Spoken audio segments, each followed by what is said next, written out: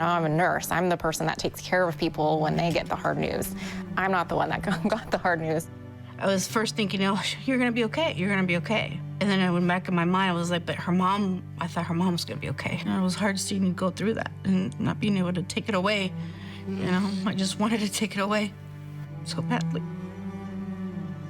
Going through my mind was, it's time to fight. Death is not an option. When I was first diagnosed, they thought I was stage 1. And then we did a bunch of scans and they found out it had moved to my bones and I was actually stage 4. A lifelong condition that my 3-year-old will only know me as a mom living with cancer. There's so many unknowns that I might not be here. And what if he doesn't remember who I am?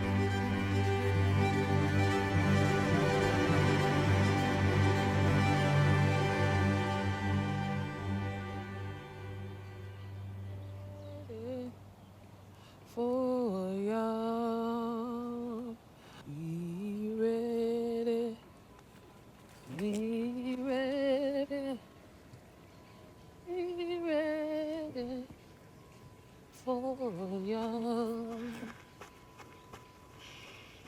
I was recovering from a car accident. I found a lump, and as time progressed, I was diagnosed with HER2-positive breast cancer. So after chemotherapy, the surgeries, I had to receive more treatment. I'm as far away as you possibly can be from Florida to Oregon and gotta be dependent on complete strangers. Everything is lived in hindsight, right? When you're in the midst of it, you just go, go, go, but now I can better comprehend my grandmother's worries and my dad's concerns of me being so far away and nobody able to check in on me. That was a bit challenging.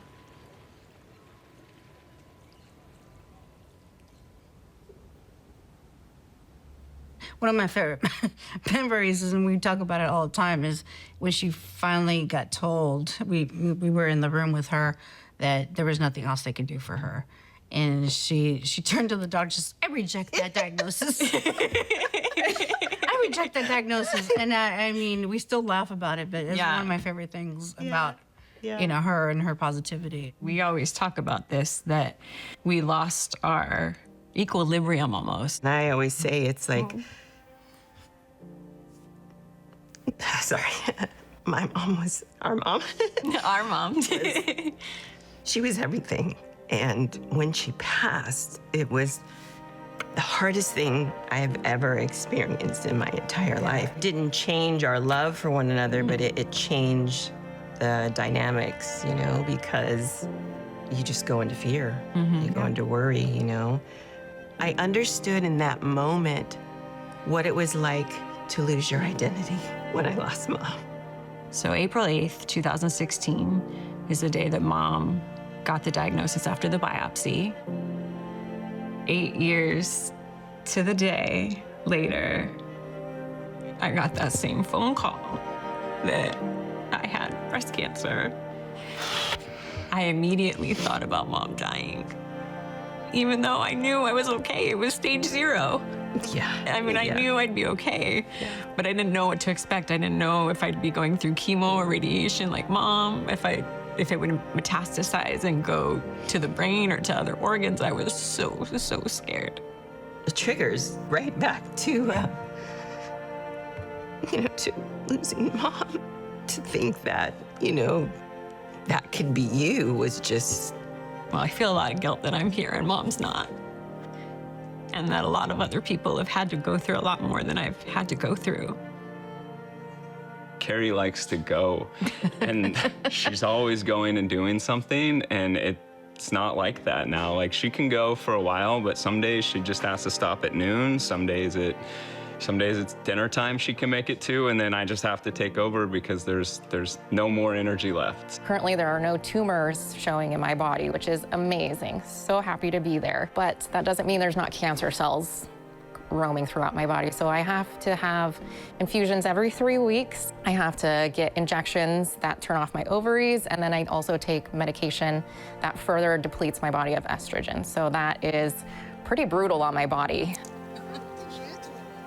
Okay, can I see it?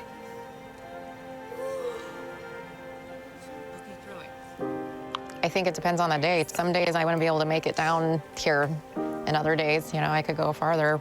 Before cancer, I was looking forward to, furthering my career and us being financially stable and being able to go on trips and everything. And now for the future, I'm just looking forward to having a normal day. Just feeling normal for a single day, not worrying about cancer, not having to do therapies, being able to play with my kids. That's what I'm looking forward to, hopefully one day. Yeah, well, I've learned, life is not fair. And it really, this really doesn't feel fair at all, to be honest. Carrie was a vibrant, happy, energetic young person. Just got her nursing degree, was excited to help heal people. She eats healthy, she exercises, tried to take care of herself, and yet we don't know how long we have. And it sucks to say out loud, but that's our reality. Time is our most important or most valuable resource, and that's really been highlighted in everything we do. How much we're working, what we're spending that money on matters so much more to me than it used to. Why do we need to be strong? Our bodies, internal organs, finger and toenails, bowel system, hair follicles, and immune system are in a state of weakness and vulnerability. So why can't we be in the same? We are the ones vomiting out the already inadequate amount of nutritional value that simply will not remain in our bodies. Telling somebody to be strong just feeds the sickness that's already in them. That's my story, and I know it's somebody else's story. It feeds the sickness of whatever it is that we may not have even dealt with. It feeds and adds layers onto, I gotta worry about financial, I gotta worry about the kids, Being strong is not something to hold on to. Strength is found in weakness. So when we allow other people to come in, when I allowed other people to help me, that's when I really became strong. I never thought twice about it. I remember when you called me, when we got it, I was in Florida. And I stepped outside and I was just like, all right, we're gonna figure it out. I can't do nothing about it now because I'm literally across the country, but I can't say that I never thought twice about anything. It was like, hey, this is what's happening. This is what we need to do. Let's move forward. Let's do it.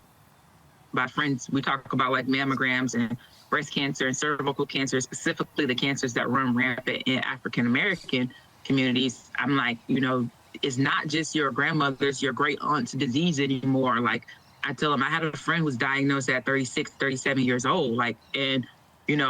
Even with family history, that's still very young. And so about like the financial impacts and like, does that look like when folks who don't have access to resources, how does that look like in systems, and how do we change those systems to make them more accessible for folks? They're having a life-changing traumatic event. Okay, I'm got chemo tomorrow, but do I have gas in my gas tank to get there? Do I have food when I get back from chemo? That shouldn't be an additional thing that people are facing when they're going through something like cancer.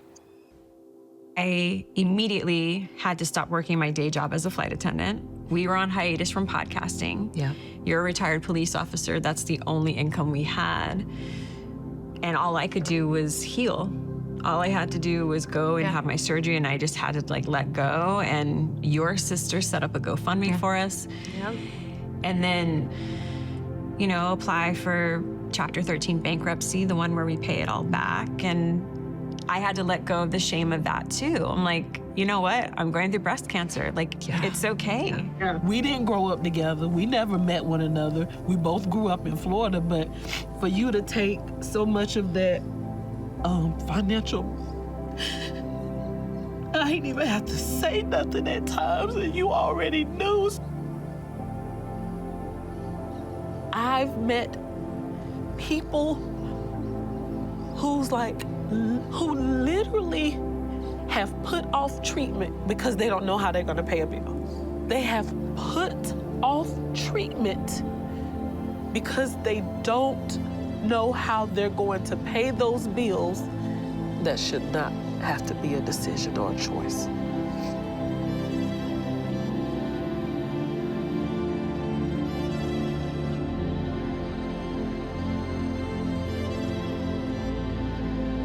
I see you watching Eyes So Clear. You notice how I've changed this year. My hands are slower, my strength feels thin. I'm not as strong as I've always been. I can't run fast or lift you high, and some days all I do is sigh. But through it all, one thing stays on. What are they doing? They're running, see? The little baby's running. My love for you is never truly gone. Is that the guy? Childhood goes so fast from the perspective of a parent that I can't believe she's going to graduate soon. 2 years. It's crazy, and of course I'm very proud, but I'm going to miss her as well because I won't get to see her, all the time. Though time may fade, what I can do, it is really cute. I'll always be here holding you. I'll be with you. I see the mama is gone. I think the baby's afraid, but you can see right here that there's mama's footprints. So that means that she's never truly gone. The end.